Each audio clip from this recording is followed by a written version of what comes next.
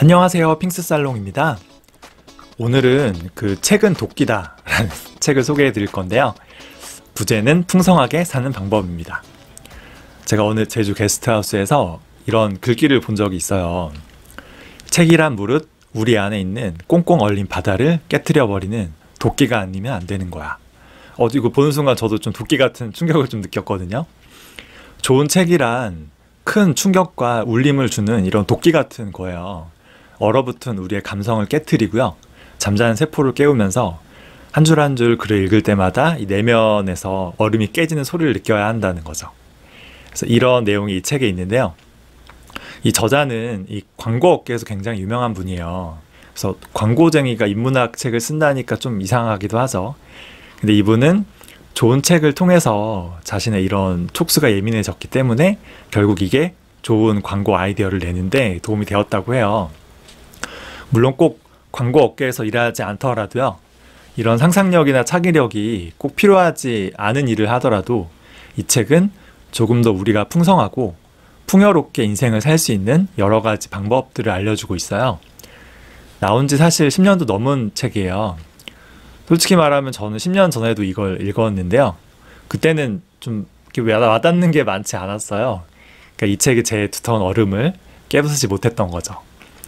부끄럽지만 제가 그때는 좀 돈에 너무 미쳐 있었고 감수성이 좀 메말랐던 것 같아요. 근데 10년이 지나고요. 얼마 전에 우연히 책장에서 발견해서 이렇게 무심코 읽게 되었는데요.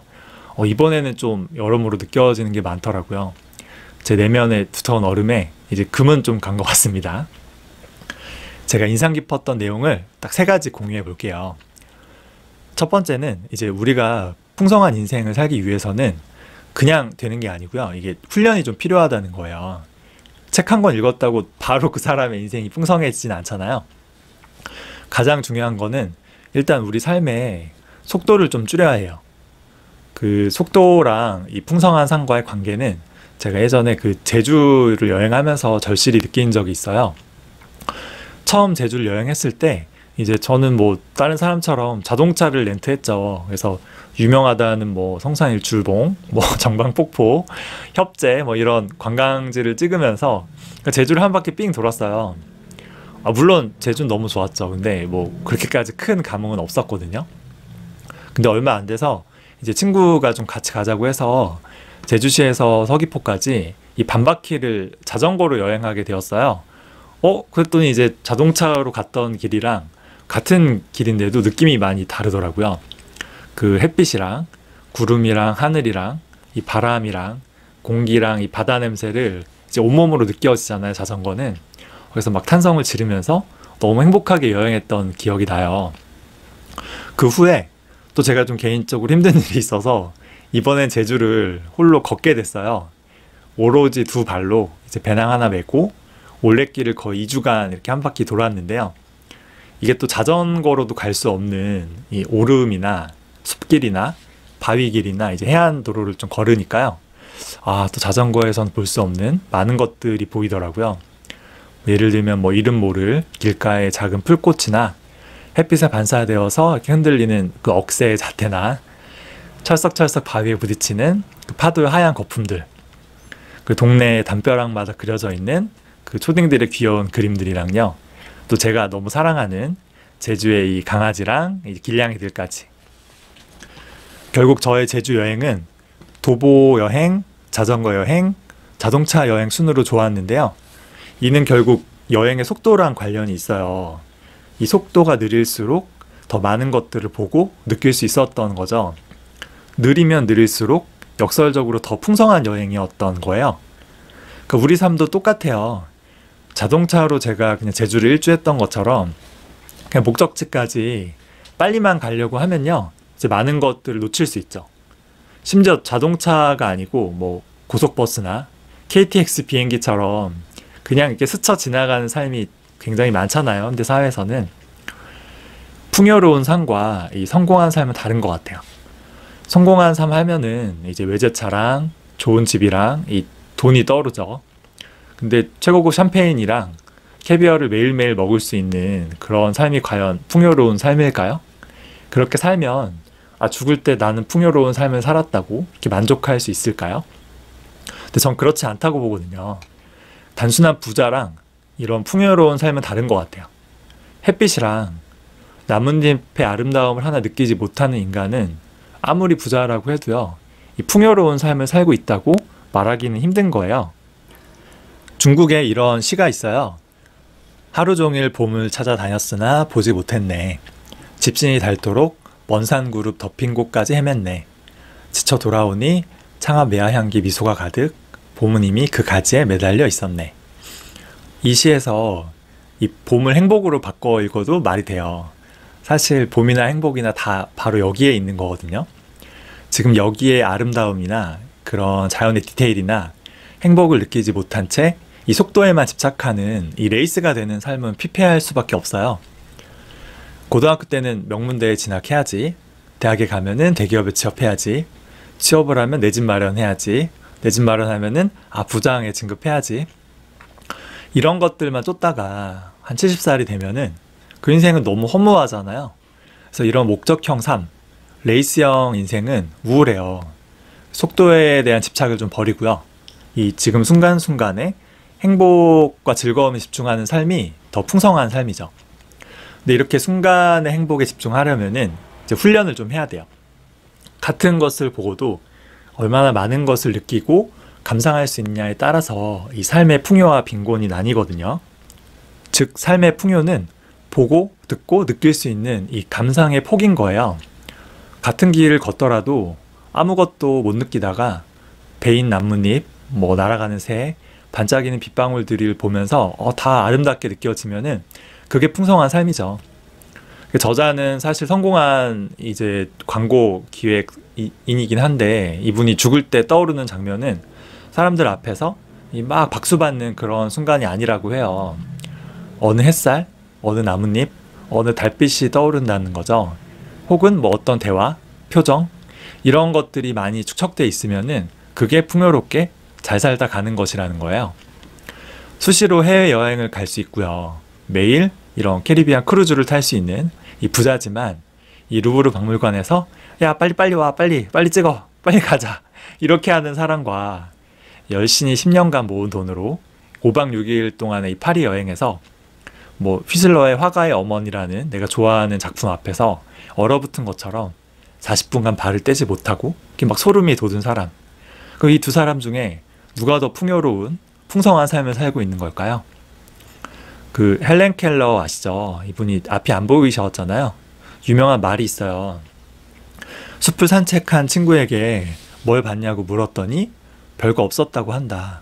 아니 어떻게 그럴 수 있을까?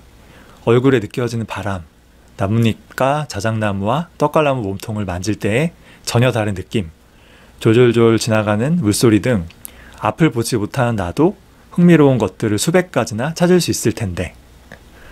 그러니까 이게 시청은 흘려보고 듣는 거고요. 견문은 깊이 보고 듣는 거라고 해요. 그러니까 우리는 시청이 아닌 견문을 해야 되는데 대부분은 시청을 하고 있죠. 그냥 흘려보내지 않고요. 제대로 보고 듣고 느낄 수 있어야 한다는 거예요. 삶은 목걸이를 하나 만들어 놓고 여기에 진주를 하나씩 꿰는 과정이라는 말도 좀 인상 깊었어요. 여기서 진주가 바로 삶의 그런 순간순간을 의미하겠죠. 제가 그 영상 글을 쓰다가 배가 갑자기 고파서요. 볶음밥을 한 다음에 그걸 도시락 통에 넣어서 자전거를 타고 이제 서울숲 그 벤치로 갔어요. 그래서 음악이랑 팟캐스트를 들으면서 이제 하늘이랑 사람 구경을 하면서 저도 이제 순간순간에 집중하면서 점심을 먹었거든요. 따뜻한 이제 햇살이랑 봄바람이 살랑살랑 불어오고요. 이제 이 봄을 즐기러 나온 사람들의 표정 또한 다 행복해 보이더라고요. 그래서 할머니 한 분이 한 2~3살 돼 보이는 아이를 데리고 이제 걸으시다가 이제 그 같은 벤치 옆에 앉으시는 거예요. 근데 아이가 이제 나를 보고 활짝 웃는 거죠. 그래서 이런 순간이 바로 삶의 진주일까라는 생각을 했어요. 알랭드 보통도 불안이라는 책에서 비슷한 이야기를 했는데요. 이 세상에서 부유한 사람은 상인이나 지주가 아니라 밤의 별 밑에서 강렬한 경이감을 맛보거나 다른 사람의 고통을 해석하고 덜어줄 수 있는 사람이다. 삶, 즉 사람의 힘, 기쁨의 힘, 감탄의 힘을 모두 포함하는 삶 이외에 다른 부는 없다. 그러니까 돈이 많아야 행복한 것도 아니고요. 친구가 많아야 행복한 것도 아니에요. 행복을 선택하는 사람이 가장 행복해요. 그러니까 행복은 추구의 대상이 아니라요. 발견의 대상인 거예요. 이 주변에 지천에 널려 있는 행복을 잘 발견할 수 있도록 훈련을 해야 되는 거죠. 그리고 이런 훈련에는 좋은 책, 특히 고전만큼 좋은 게 없다는 거예요. 책은 그 자신만의 발달한 감수성으로 우리를 예민하게 하고 우리의 숨겨진 촉각을 자극하게 된다. 그러니까 예민한 감수성으로 인해서 전에는 보이지 않았던 많은 것들을 발견할 수 있고요. 느끼게 되면은 결국 삶이 조금씩 풍요로워진다는 거죠. 그 저자의 이 촉수 이야기도 좀 웃기긴 하지만 인상 깊기도 했어요. 이 저자가 목표로 삼는 것이 바로 촉수 인간인데요. 그러니까 온몸이 예민한 촉수로 덮여 있어서 세상의 흐름을 하나도 놓치지 않고 느끼고 감지하는 거예요. 뭐 오늘의 날씨나 해가 뜨고 비가 오고 바람이 부는 것, 무엇 하나 흘려보내지 않는 거죠. 사람과의 만남도 그냥 지나치지 않고 그렇게 온전히 내 인생을 풍성하게 사는 게 이 저자의 목표라는 거예요. 오스카 와일드는 그 인생이라는 포도가 있는데 이 포도의 단물만 빨아먹고 버리는 게 아니고요. 이 껍질이랑 이 포도의 씨까지 다 씹어 먹을 수 있는 그런 사람이 되고 싶다고 했는데요. 우리도 여러 좋은 책들을 통해서 이 온몸 가득히 예민한 촉수를 만들고요. 이 인생을 남김없이 꼭꼭 씹어서 즐겨야 합니다. 첫 번째는 이제 훈련, 좀 느리게 사는 거였고요. 두 번째는 그 지중해 문학, 까르페 디엠인데요. 그 대표적인 지중해 문학으로 이제 알베르 까미의 이방인이랑 니코스 카잔차키스의 이제 그리스인 조르바가 있어요. 이 지중해 문화를 이해하려면 일단 날씨를 이해해야 돼요. 북유럽은 햇빛이 잘 들지 않죠. 그리고 우중충한 날이 많아서 사람들이 내내 이렇게 집 안에만 처박혀 있다 보니 이 사색할 시간이 많고 결국 철학자가 많다는 거예요. 반면에 이 지중해 쪽의 남유럽은 날씨가 너무 좋죠. 그래서 화가가 많다는 말이 있어요. 남유럽에 가보신 분은 알겠지만 이쪽 날씨는 진짜 그 햇빛이 너무 쨍하고 좋아요. 찬란한 햇살 속에서 모두가 행복한 곳이라는 표현도 참 맞는 것 같아요. 그러니까 이런 환경에서는 살기 위해서 아둥바둥할 필요도 없어요. 이 숲이나 아니면 바다에 조금만 들어가면은 이제 먹을 만한 게 잔뜩 있고요. 햇살은 좋고 삶은 즐겁고 하루하루가 행복한 거죠. 이런 데는 집을 대충 지어도 돼요. 날씨가 따뜻하니까. 하지만 반대로 그래서 이런 아름다운 삶이 결국 죽음으로 사라지잖아요. 이제 그런 게 너무 슬퍼하는 사람들이라는 거예요. 그래서 이 순간을 즐기며 오늘 하루의 이 소중한 햇살을 이제 행복하게 여기며 사는 거죠. 까르페 디엠, 뭐 시즈 더 모먼트, 지금 여기에 충실하라는 말이 다 이 지중해에서 나온 거고요. 심지어 그 미드인 왕자의 게임에서 나오는 발라 모글리스란 말이 있어요. 인간은 다 죽는다라는 뜻인데요. 이 말도 사실 이 지중해의 쨍한 날씨와 철학이 깃든 말인 거예요. 희대의 바람둥이로 유명한 이 돈 후안도 지중해 출신이라고 해요. 그래서 이 여자를 만나면 이 여자에만 집중하고요. 또 저 여자를 만나면 또 그 여자에게만 충실한 거죠. 지금 여기 이 지중해 철학을 철저히 지켰기에 어떻게 보면은 희대의 바람둥이가 되었을 수도 있죠. 여기에 충실하라는 이 지중해 철학의 가장 유명한 캐릭터는 저는 이 그리스인 조르바에서 조르바가 아닐까 해요. 이 소설 속에서 이제 화자이자 젊은 지식인 나가 우연히 조르바를 만나서 같이 탄광 사업을 하는 이야기인데요. 이 화자인 나는 책 속의 진리에만 갇혀 사는 책벌레고요. 굉장히 이성적이고 논리적이고 생각이 너무 많아요. 그런데 비해서 조르바는 자유분방하고 즉흥적이고요. 몸이 앞서서 그리고 여기에 그 쾌락과 기쁨에 매우 충실한 어떻게 보면 좀 굉장히 지중해적인 인물이에요. 책 중에 돼지와의 탯줄을 끊지 않은 사람이란 표현이 있는데요. 이 표현도 참 절묘하죠. 이 조르바라는 인간을 잘 나타내주는 대사들이 몇 가지 있어요. 그래서 처음 만났을 때 이 나한테 자기를 좀 고용해 달라는 이 조르바가 제안을 하니까 이제 좀 고민을 하죠, 나가. 왜냐면 생각이 많으니까. 그때 조르바가 얘기를 해요. 무슨 생각을 하시오? 당신 역시 저울 한 벌 가지고 다니는 거 아니오? 매사를 정밀하게 달아보는 버릇 말이오. 자, 젊은 양반, 결정해 버리쇼. 눈 딱 감고 해버리는 거요. 그리고 이 주인공 나가 이제 조르바한테 이제 가끔 산투를 치라고 하니까 이제 얘기하는 거예요, 조르바가. 내가 산투를 칠 때는 당신이 말을 걸어도 좋습니다. 하지만 내게 들리지 않아요. 들린다고 해도 대답을 못해요. 해봐야 소용없어요. 안 되니까. 그 이유가 무엇이지요, 조르바? 이런 모르시는군. 바로 그게 정열이라는 것이죠. 진짜 지금 여기에 철저히 집중하는 거예요. 자기가 산투를 칠 때는 이제 아무것도 안 들린다는 거죠.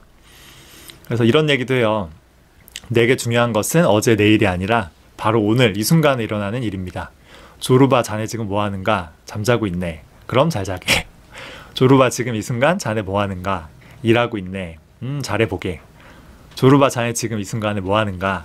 여자에게 키스하고 있네. 잘해보게. 딴 일이랑 잊어버리게. 이 세상에 아무도 없네. 자네와 그 여자밖에는. 키스나 실컷 하게. 조르바를 이런 조르바를 만나면서 이제 변화하는 이 소설 속의 화자 나도 좀 인상 깊어요. 이런 얘기를 하거든요. 행복에 대해서. 나는 또 한 번 행복이란 포도주 한 잔, 밤 한 알, 허름한 화덕, 바닷소리처럼 참으로 단순하고 소박한 것임을 깨달았다. 필요한 건 그뿐이었다. 지금 이 순간이 행복하다고 느끼는데 필요한 것이라곤 단순하고 소박한 마음뿐이다. 제가 그 책 행복의 기원에서도 이야기했는데요. 거창한 소명이나 성공이나 뭐 성취나 이런 가치 있고 의미 있는 삶이랑 그냥 개인적으로 내가 행복함을 느끼는 삶은 다른 거예요. 포도주 한 잔, 뭐 맛있는 식사 한 끼, 바닷소리 등 행복한 삶은 지금 여기 이 우리 눈앞에 있는 현실에 있는 것이지 고귀한 사상이니 뭐 거창한 철학이니 어려운 책 속에 있지 않다는 거죠. 조르바를 만나기 전에 책벌레이자 이 지식인인 나랑 지금 여기 현실의 쾌락과 즐거움, 기쁨에 충실한 조르바. 그래서 어느 쪽이 더 풍요로운 삶을 살고 있는지는 우리 모두 알 수 있겠죠. 우리는 태어나는 동시에 죽어가는 존재예요. 지금 이 순간에도 우리 생명은 계속해서 날아가고 있어요. 아무리 잡으려 해도 흘러가게 돼 있고요. 결국은 죽음이 찾아오죠. 발라모글리스. 어차피 죽는 것은 막을 수 없잖아요. 우린 두 가지 선택을 할 수 있어요. 이 죽는 걸 두려워하고 안절부절하면서 슬퍼하는 게 있고요. 어차피 죽으니까 그래, 지금 오늘을 즐기자. 지금 이 순간에 충실하고 내 운명을 사랑하고 이 아름다운 세상을 잘 느끼고 향유하자. 까르페 디엠, 시저 데이. 어느 쪽이 더 행복한지는 말 안 해도 아시겠죠? 마지막 세 번째는 그 소박한 삶에 대한 건데요. 이 책에 굉장히 유명한 고전 작품이죠. 참을 수 없는 존재의 가벼움이랑 안나 카레니나 이 두 편이 나와요. 사실 참을 수 없는 존재의 가벼움은 이제 1984년, 이 작품은 1878년, 거의 100년 전에 나온 안나 까레니나에게 바치는 일종의 오마주 작품이라고 할 수 있어요. 두 소설 모두 두 커플이 나와요. 그래서 4명, 이 사각 구도의 로맨스고요. 그리고 이 존재의 가벼움에서 이 주인공 커플이 키우는 개 이름이 까레닌인데 이게 이제 안나 까레니나의 주인공 이름이죠. 그리고 이 존재의 가벼움에서 이제 두 주인공이 만난 계기도요. 이 안나 까레니나라는 책 때문이거든요. 사실 저는 참을 수 없는 존재의 가벼움을 어렸을 때부터 좀 몇 번이나 읽으려고 했는데 와, 잘 안 되더라고요. 이게 첫 페이지를 딱 넘기면 갑자기 니체의 영혼회귀 철학이 나와요. 이게 막 철학이랑 역사랑 사랑이랑 막 이게 막 뒤엉켜 있어서 좀 집중하기가 힘든 책이었던 것 같아요. 그 4명의 주인공이 나오는데요. 가볍고 좀 자유로운 만남을 추구하는 이제 의사 토마스가 있고요. 그리고 진지한 사랑과 운명을 믿는 이 웨이트레스 테레사가 나와요. 그리고 자유로운 영혼인 또 가벼움을 추구하는 이제 화가 사바나가 있고요. 이제 이 사바나의 애인이자 진지하고요. 유부남이고요. 대학 교수인 프란츠가 있죠. 그러니까 이렇게 4명의 사각관계인데, 그러니까 정리하면은 토마스랑 사바나는 자유와 가벼움을 추구하고요. 테레사와 프란츠는 진지함과 무거움을 추구해요. 그래서 가벼운 사람은 가벼운 사람끼리, 그죠? 무거운 사람은 무거운 사람끼리 만나서 사랑하면은 아무 문제 없고 모두가 해피한데, 이 사랑의 짝대기는 꼭 공교롭게 이제 어긋나기 마련이죠. 그래서 결국에 이 토마스는 도시에서 이제 의사가 굉장히 높은 직위에 있는 거잖아요. 그래서 이런 삶을 다 포기하고요. 사랑하는 이 테레사와 함께 시골로 내려가서 이 정비사, 그러니까 평생 안 하던 노동을 하면서 살게 돼요. 그래서 일이 끝나면 같이 술도 마시고요. 때론 같이 춤도 추고요. 가끔 이웃 마을에 놀러 가서 이제 호텔에 묵는 등 소박한 삶을 살게 되죠. 반면에 이 사바나는 이제 프란츠가 진지하게 나 이제 와이프랑 이혼하고 너한테 가고 싶다고 하자 이제 그를 떠나요. 그러니까 말하면은 가벼운 토마스는 결국 테레사와의 진지한 사랑을 택한 거고요. 이제 무거운 사바나는 이런 무거운 프란츠와의 사랑을 외면하고 도망간 거죠. 이 둘 중에 과연 어느 쪽이 행복했을까요? 안네 카렌이나 역시 이 두 커플의 사각 구조인데요. 일단 주인공은 젊고 예쁘지만 이제 유부녀죠. 안나가 있고요. 이제 이 유부녀 안나를 유혹하는 젊고 야심만만한 브론스키가 나와요. 그리고 이런 브론스키를 짝사랑하는 키티라는 여자가 있고요. 또 이 키티에게 청혼했다가 거절당한 레빈이 있죠. 결국 안나와 브론스키는요, 뜨겁게 이제 그러니까 불륜에 빠진 거죠. 나중에 안나가 이 브론스키의 아이까지 낳게 되면서 가족들은 물론이고요, 이 러시아 사교계에도 커다란 파장을 일으키게 돼요. 반면 이제 자기가 좋아한 브론스키가 이제 안나 유부녀랑 이제 사랑에 빠지는 걸 보고 이제 실망한 키티는 가족들의 도움을 받아서 이제 자기 한번 찾지만 다시 레빈을 만나서 결혼하게 되는데요. 이 레빈은 이 시골의 영지를 가진 귀족이거든요. 그래서 시골로 내려가서 레빈과 함께 소박하지만 이제 행복한 삶을 시작하게 돼요. 여기서 이 레빈은 저자인 톨스토이의 분신이라는 말이 있는데요. 이 레빈과 톨스토이 모두 귀족 출신으로 엄청난 땅을 가진 지주였어요. 근데 레빈처럼 톨스토이도 시골에서 그냥 아무 근심 걱정 없이 이 농부들과 함께 농사를 지으며 살 때 되게 행복했다고 하더라고요. 그래서 파국으로 치닫은 이제 안나와 브론스키 결말을 생각해 보면은 이 톨스토이가 생각하는 이상적이고 행복한 삶이 바로 레빈과 키티처럼 그냥 대자연에서 적당히 노동을 하면서 욕심 없이 소박하게 사는 게 아닐까라는 생각이 들더라고요. 그래서 이거에 대한 오마주로 참을 수 없는 존재의 가벼움에서도 이 토마스가 이제 도시에서 의사로서의 삶을 포기하고 테레사와 함께 시골로 내려가서 이 소박한 정비사의 삶을 택했는지도 모르겠어요. 그러니까 이 두 소설은 사실 남녀 간의 사랑 이야기이긴 한데요. 저는 이 시골로 내려가서 소박한 삶을 택한 이 레빈과 키티, 토마스와 테레사의 선택이 인상 깊더라고요. 왜냐하면 저도 좀 요즘 이런 것들을 좀 많이 생각하고 있기 때문 같아요. 저는 20대와 30대 대부분을 이제 강남에서 일했거든요. 그래서 극도심에서 일했던 거죠. 회사 다닐 때는 성공해서 임원까지 승진하고 싶었고요. 나중에 제 사업을 할 때는 이 테헤란로의 내 이름 석자를 떨쳐 보이겠다는 좀 엄청난 야심으로 가득했던 때도 있었어요. 근데 저도 나이가 들고 인생의 풍파를 많이 겪고 나니까 그런 부와 성공, 명예가 무슨 의미가 있을까 싶은 생각도 들어요. 물론 의미는 있죠. 근데 이 부와 성공이라는 그 문이 너무 좁아요. 그래서 거기까지 가려면은 그 엄청난 경쟁, 또 많은 시간, 노력, 내 생명력을 이제 희생해야 되잖아요. 저는 항상 서울에서 일하고 서울에서 성공하고 싶고 서울에서 살고 싶었는데 요즘에는 꼭 그럴 필요가 있을까라는 생각이 많이 들어요. 지금 뭐 당장은 아니지만 조금 미래에는 수도권 외곽이나 아니면 아예 지방, 시골로 내려가 살아도 괜찮지 않을까 싶더라고요. 너무 크게 욕심 안 부리고요. 적당히 톨스토이처럼 노동하면서 그렇게 소박하게 행복하게 살고 싶은 생각이 좀 많이 들어요. 그렇다고 뭐 그 레빈처럼 농사를 짓긴 힘들고요. 토마스처럼 정비공을 할 수는 없으니까요. 시골에서도 제가 할 수 있는 무언가를 좀 생각하고 준비는 해야겠죠. 이 톨스토이나 레빈이나 토마스가 있던 시절과는 다르잖아요. 지금은 인터넷이랑 스마트폰이 있기 때문에 저는 시골에서의 삶도 좀 더 예전보다는 풍성할 수 있지 않을까 싶기도 해요. 제가 제일 좋아하는 소설 중 하나가 이 소강호거든요. 그래서 여기서 소호는 비웃는다. 강호는 이제 그냥 뭐 속세 세상살이로 풀이하면 될 것 같아요. 즉 소강호는 이 부와 성공에 집착하는 속세의 사람들을 비웃으면서 자유롭고 소박하게 또 행복하게 잘 먹고 잘 사는 거를 뜻해요. 그래서 이런 삶을 저는 좀 동경하고 있는데 물론 뭐 이런 삶에 혼자라면 좀 외로워서 힘들 수도 있을 것 같아요. 레빈에게는 키티가 있었던 것처럼 토마스에게는 테레사가 있었던 것처럼 또 소강호에서는 그 주인공 영어충에게 영영이라는 또 그 배우자가 있거든요.